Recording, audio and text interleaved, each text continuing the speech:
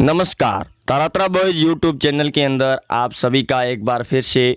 बहुत बहुत स्वागत है। और आप हमारे चैनल पर नए हैं तो चैनल को दोस्तों लाल बटन दबाकर सब्सक्राइब ज़रूर करें। और अगर आप भी महाराष्ट्र के अंदर कंगना रनौत का समर्थन करते हैं तो इस वीडियो को लाइक और ज़्यादा से ज़्यादा शेयर ज़रूर करें। वहीं सुशांत सिंह राजपूत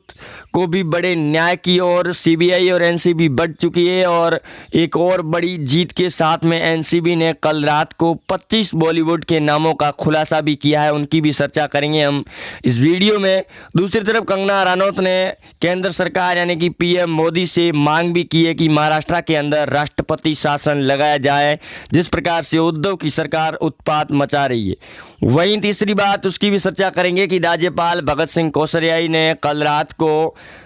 महाराष्ट्र के सीएम उद्धव ठाकरे के साथ बैठक की और इस बैठक के जो निर्णय और जो बयान सामने आए हैं उनकी भी बात करेंगे इस वीडियो में। दूसरी तरफ ये भी मांग अब तेज हो चुकी है कि जो बीएमसी के द्वारा बंगला गिराया गया था कंगना रनौत का, उसके ऊपर ही अब बयान शुरू हो गए हैं कि प्रियंका गांधी का जो शिमला के अंदर बंगला बनाया गया है वो भी अवैध बनाया गया, उसको भी गिराया जाए। वहीं अब बात करें महाराष्ट्र के अंदर कंगना रनौत वर्सेस शिवसेना की, तो बड़े ही संकेत नजर आ रहे हैं, क्योंकि शिवसेना को लेकर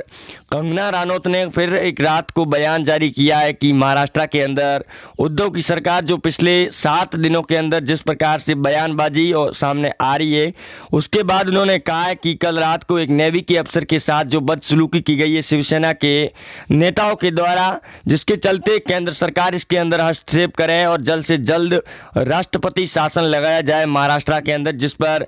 राज्यपाल भगत सिंह कोश्यारी ने भी बयान देते हुए कहा कि वो जल्द से जल्द इसकी रिपोर्ट बनाकर गृह मंत्री अमित शाह को सौंपेंगे, जिससे उद्धव ठाकरे की सरकार पूरी तरह से हिल गई है। वहीं रिया चक्रवर्ती के साथ कल एनसीबी ने फिर पूछताछ की और कल करीब रात को 8 बजे के आसपास एनसीबी ने उन 25 नामों का खुलासा किया जो रिया चक्रवर्ती के साथ साथ ड्रग्स कनेक्शन के अंदर जुड़े हुए, जिसके अंदर बॉलीवुड की खान गैंग से लगाकर कई बड़े नाम हैं। उनके नाम आपको कुछ एक नाम बताएंगे हम, जिसके अंदर सारा अली खान जो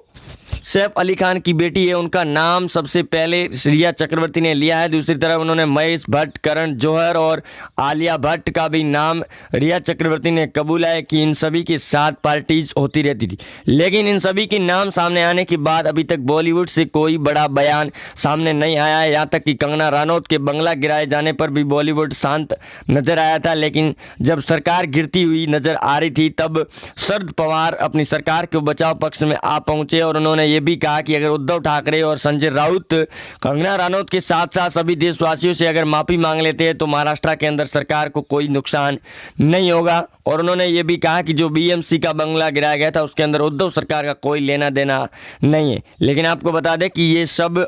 खेल पूरा प्रारंभ सुशांत सिंह राजपूत को लेकर हुआ था, जहां एक और देश पूरे समर्थन में था सुशांत सिंह राजपूत के और सीबीआई को जांच सौंपने की मांग कर रही थी। लेकिन महाराष्ट्र की सरकार इसका विरोध कर रही थी कि जांच सीबीआई को ना सौंपकर महाराष्ट्र के अंदर और महाराष्ट्र की सरकार को दी जाए, क्योंकि उन्हें कहीं ना कहीं ये साफ लग रहा था कि अगर जांच सीबीआई को चली गई तो कई बड़े खुलासे होने की पूरी संभावना है महाराष्ट्र के अंदर और खुलासे भी हो रहे हैं। क्योंकि अभी हाल ही में उद्धव ठाकरे के बेटे आदित्य ठाकरे का भी नाम सामने आया और रिया चक्रवर्ती ने इस बात को भी कबूला है कि उनके साथ भी पार्टियां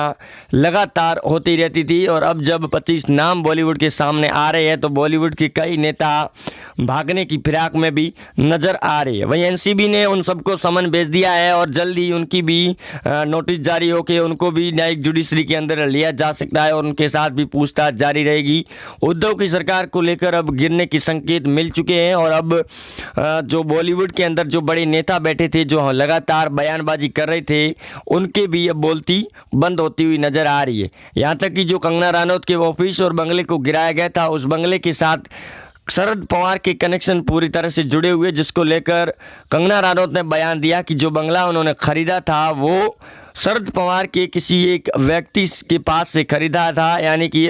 जब बंगला बनाया गया था तो वो पूरी तरह से शरद पवार की देखरेख में था। यानी कि महाराष्ट्र की राजनीति के जो चाणक्य है वो जिस प्रकार से उद्धव चल रहे हैं उस पूरे नक्शे कदम को लेकर शरद पवार जो बयान देते हैं उसके नक्शे पर ही उद्धव ठाकरे और महाराष्ट्र की सरकार चल रही है। दूसरी तरफ सोनिया गांधी ने भी अब इंटरफेयर कर लिया है कंगना रनौत को लेकर। वही रिया चक्रवर्ती और सुशांत सिंह राजपूत को लेकर जिस प्रकार बड़े खुलासे हो रहे हैं और रिया चक्रवर्ती के साथ आज फिर पूछताछ होगी, क्योंकि कल बॉम्बे हाईकोर्ट के अंदर उनकी याचिका को खारिज कर दिया गया था और कल रात को जब पूछताछ शुरू की गई तो वहां से एनसीबी ने बड़ा बयान देते हुए कहा कि 25 नामों का खुलासा कर दिया है रिया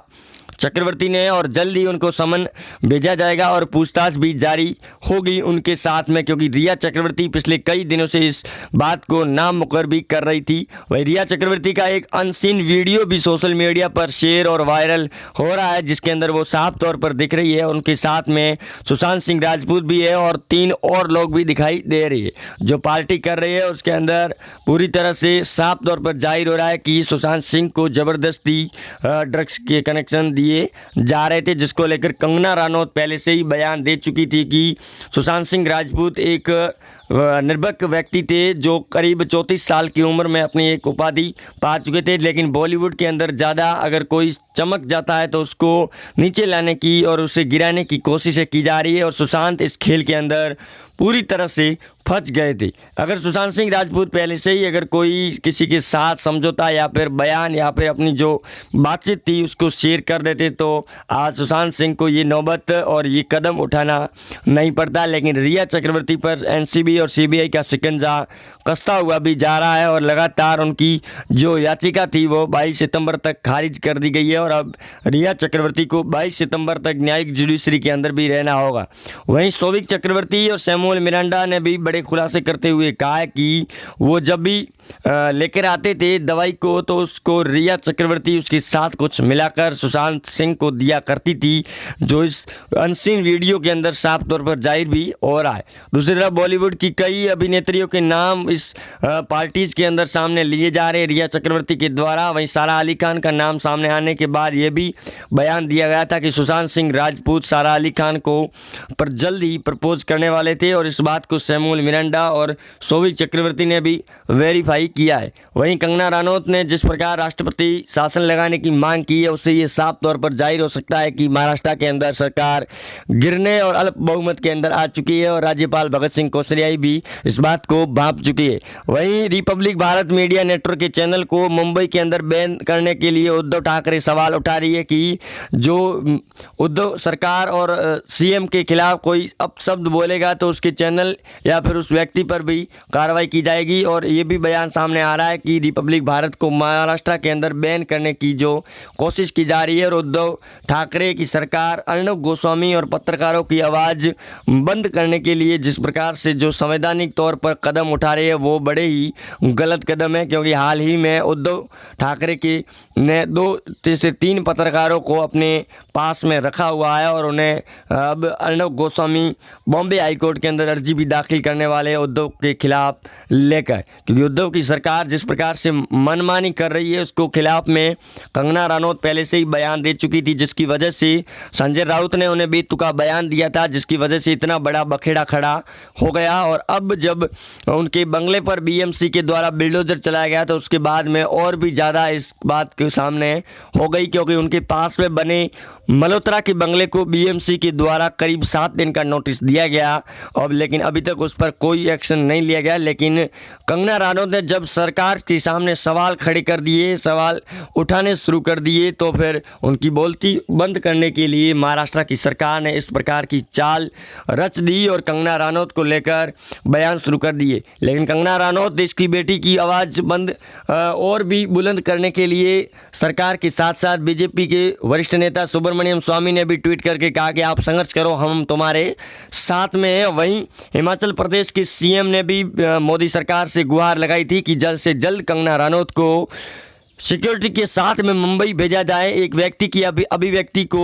आवाज़ को बंद नहीं कर सकते, ये संविधान के तौर पर साफ तौर पर लिखा भी गया है, जिसकी वजह से गृह मंत्री अमित शाह और गृह मंत्रालय ने एक्शन लेते हुए उन्हें Y+ सिक्योरिटी के साथ मुंबई भेज दिया गया और उनके मुंबई पहुंचने से पहले ही उनके बीएमसी के द्वारा बंगले को तहस नहस भी कर दिया गया था। लेकिन रिया चक्रवर्ती, सुशांत सिंह राजपूत और सौम्य मुरंडा, सौविक चक्रवर्ती, कंगना रनौत, उद्धव ठाकरे और आदित्य ठाकरे, इन सभी के नाम बड़ी जोरों शोरों पर महाराष्ट्र की सियासी राजनीति के अंदर सामने हो चुके हैं और अब हर तरफ शिवसेना वर्सेज कंगना रनौत ही नजर आ रहा है। वहीं रिया चक्रवर्ती के इन खुलासों के बाद बॉलीवुड के अंदर भी काफ़ी ज़्यादा प्रभाव पड़ने वाला है और बॉलीवुड के जो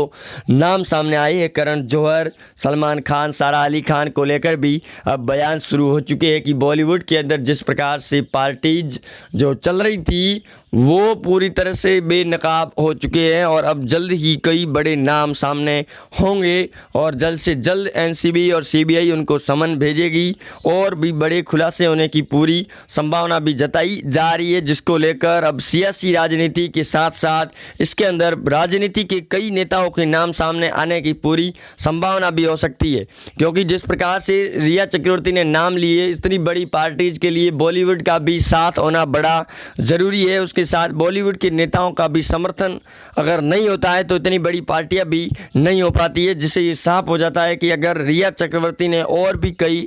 नाम अगर खोले तो उनके साथ साथ और भी बड़े नाम आने की पूरी संभावना है और राजनीति के साथ साथ में कई बड़े नेताओं के भी खुलासे होंगे जो इस्तीफा देना भी होगा। वहीं महाराष्ट्र के अंदर खबर ये भी सामने आ रही है कि बड़े शिवसेना के विधायक इस्तीफा देने पर आ चुके हैं। वहीं आप जुड़े रहेंगे हमारे साथ, चैनल को सब्सक्राइब जरूर करें अगर आप नए हैं तो, और कमेंट बॉक्स के अंदर जस्टिस फॉर सुशांत जरूर